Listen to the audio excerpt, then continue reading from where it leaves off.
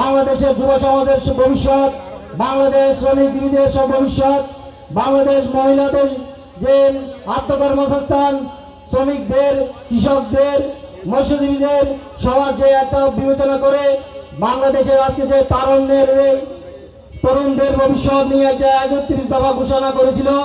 বাংলাদেশ যে ফ্যাসিস্ট সরকার 16 বছর ধরে এই বাংলাদেশকে তছনছ করে ফেলেছিল, এদের দুর্নীতি রাজধানী শেষ ছিল না। আপনারা জানেন এই আমুচিয়ার মধ্যে রাজনীতি করার মতো কোনো সুযোগ ছিল না, কোনো কথা বলার কোনো সুযোগ ছিল না, যার এমন একটা স্থিতিতে পরিণত করেছিল।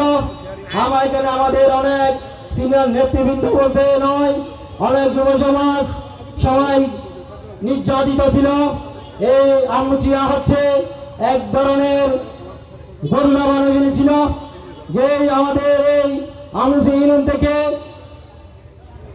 বলকালী নয় চট্টগ্রাম দক্ষিণ জেলায় নেতৃত্ব দিয়েছিল আমাদের সাবেক চেয়ারম্যান জনাব আবু বকর সিদ্দিকী সাহেব। আমি আমাদের স্মরণ করে নেতৃত্ব দিয়েছিল আমাদের পার্শ্ববর্তী ইউনিয়নের নুরুল ইসলাম বাদশা সাহেব, উনি গুম হয়েছিল।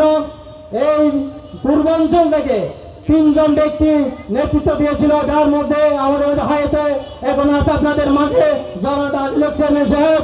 এই পূর্বাঞ্চল থেকে বিএনপির একটা গাড়ি ছিল, এই বিএনপির গাড়িকে এই 16 বছর এই হাসিনা ফ্যাসিস্ট নষ্ট করে ফেলেছিল, কথা বলার সুযোগ দেয় নাই, আমাদের বাক স্বাধীনতা কেড়ে নিয়েছিল। আজকে 5 তারিখে ছাত্র জনতার গণঅভ্যুত্থানে এই সরকার পালিয়ে যেতে বাধ্য হয়েছে।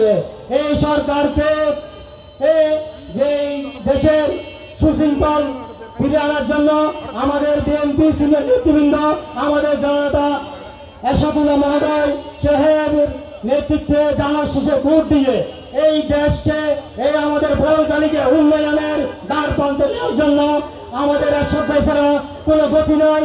এরশাদ ভাইকে জানার শেষে ভোট দিয়ে এই আমুচিয়া ইউনিয়ন থেকে সর্বোচ্চ ভোট দিয়ে নির্বাচন করতে হবে। আমার বক্তব্য শেষে আসসালামু আলাইকুম ওয়া রাহমাতুল্লাহি ওয়া বারাকাতুহু। আমাদের মাঝে উপস্থিত আছেন করমদেবী ইউনিয়ন থেকে বিভিন্ন নেতৃবৃন্দ এসেছেন এবং বলকালী উপজেলা যুবদল যুগ্ম আহ্বায়ক নান্নু সাহেব আমাদের মাঝে উপস্থিত আছেন আর নেতৃবৃন্দ। আসসালামু আলাইকুম। মঞ্চে আসার জন্য অনুরোধ জানাচ্ছি শ্রীপুর করমদ্বীপের সাবেক বিএনপির আহ্বায়ক আজাদ খানকে মঞ্চে আসার জন্য অনুরোধ জানাচ্ছি। মঞ্চে আসার জন্য অনুরোধ জানাচ্ছি আজাদ ভাইকে। মঞ্চে আসনে আসার জন্য অনুরোধ জানাচ্ছি চট্টগ্রাম দক্ষিণ জেলা যুবদলের সহসভাপতি দৌলত মিয়াকে মঞ্চে আসার জন্য অনুরোধ জানাচ্ছি। মঞ্চে আসার জন্য অনুরোধ জানাচ্ছি বোয়ালখালী পৌরসভা বিএনপি নেতা মোহাম্মদ কামালকে মঞ্চে আসার জন্য অনুরোধ জানাচ্ছি। মঞ্চে আসন